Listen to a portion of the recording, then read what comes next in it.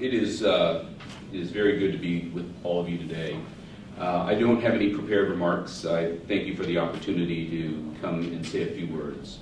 I wanted to talk to the ambassador prior to his departure. I understand he had to leave very quickly, but mainly to say on behalf of the president has already said so, but I wanted to say personally as well, my deepest condolences to the state of Israel for the killing, the heinous murder of 3 young men, boys really.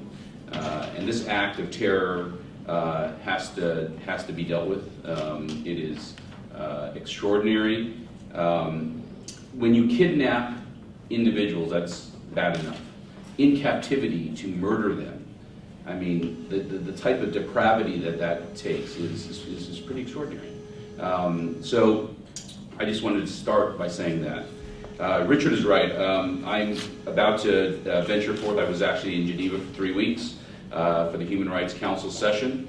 One of the things that I was able to do while there was meet some of the mothers of these 3 boys. And you know, they gave powerful remarks on the floor of the council. And when I met with them, what was evident was none of the politics, none of the issues. It was about mothers wanting to hug and kiss their kids. And that's what we have to think about. When we talk about human rights, we've got to think about the human part of that. That's what we're dealing with. And unfortunately, as Richard also knows, the council and its predecessory entities has had a long history of bias against the state of Israel. Let me give you one example of that. In the session that I was not there for in March, there were 5 resolutions passed regarding the state of Israel. North Korea, there was 1 resolution passed, and this was after a commission of inquiry has demonstrated that essentially North Korea is a prison state. 1 resolution. Those 5 resolutions were adopted almost unanimously with the dissent of the United States. Moreover, one of the resolutions dealt with the Golan Heights. Now, on the ground in the Golan Heights, there are people leaving Syria to get to the part that is where Israel is. And so, to have a resolution condemning Israel while people are escaping to that area and Israeli doctors are treating the wounded is pretty extraordinary. But that's this kind of problem that the council has continued to have. I'm not going to call it progress. There have been some developments in a positive direction. The state of Israel was never before in a group. It's now in what's called the WEOG, or the Western European and Other Group, which is a good development. It's a help to regularize their participation. They have an ambassador there. The state of Israel has an ambassador, Evi Manor, who is excellent. I think he's widely respected. He has, I think, very good ideas about furthering the regularization of Israel's participation by working with the United States and other partners in order to push forward on other issues that where we share values and share interests. Things like women's rights and protection of girls and women, ensuring that there's gender equity, protection of children, ensuring that we can address trafficking. These are issues that we can proactively act together with. So I think we have a means to, over time, addressing this issue. It's not going to be easy. This bias is deep. It's continuing. It's structural, because there's an item 7, that is only about the state of Israel. These are hard battles. But here's the thing.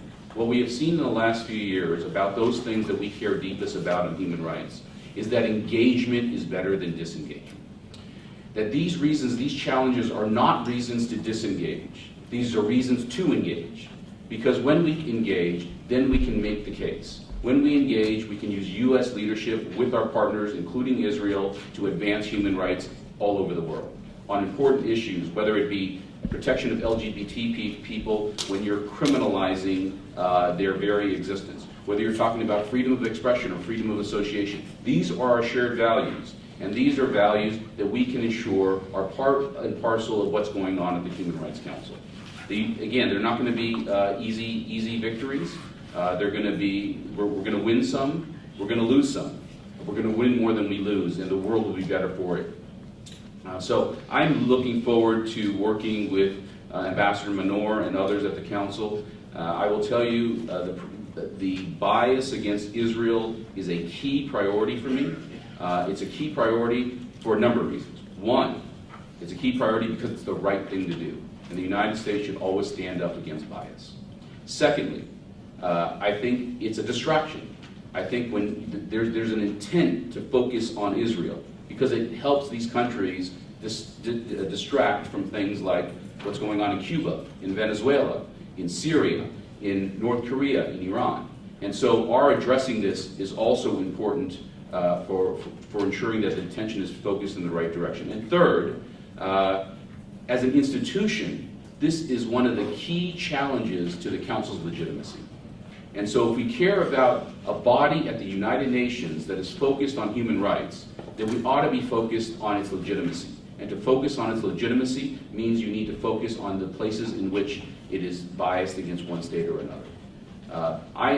Look, my view on this are simple. No country, not the United States, no country in the world is free from scrutiny, but no country should have to deal with the kind of bias that has occurred at the Council year after year.